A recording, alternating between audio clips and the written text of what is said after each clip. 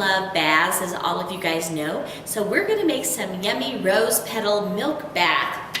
And what you need is, you need a half a cup of salt.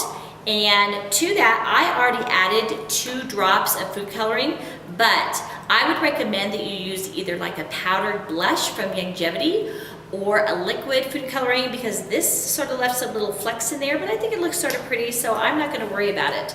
So I'm gonna put this half a cup of salt in there, and then you're going to put 1.5 cups of powdered milk, and that is going to make it luscious and make your skin so soft. And this I am going to mix up pretty dang good. And I don't like this. It's not working good. All right, here we go. This works a lot better. And you just want it to be a light pink colored, because you do not want to dye your skin pink, right? And so we got this a nice light pink color. And then to this, we dehydrated these roses petals actually in our dehydrator, but you can buy, I believe, rose petals too, but it'll smell a lot better. And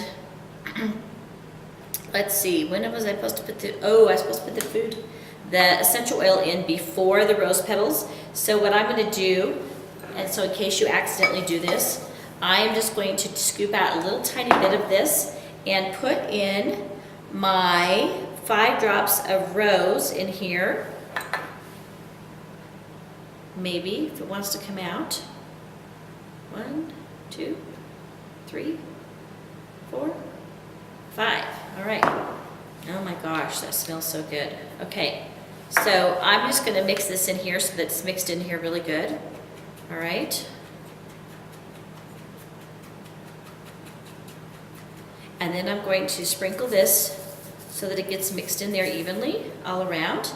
And this is, we don't want to ruin our beautiful rose petals, so you're just gonna slowly stir this in so that I can smell this. Just stirring this. This smells freaking amazing. All right, so then you're gonna get yourself a clear jar. What? So get yourself a clear jar, and so that you can see how pretty it is. Okay.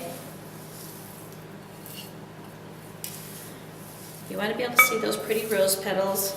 And I'm just scooping it in right over this so that if I drop anything, it will just go right back in. You could even grab one of these scoops over here. That's probably what she was pointing at. My wonderful daughter / camera woman. Yeah, that was a lot better.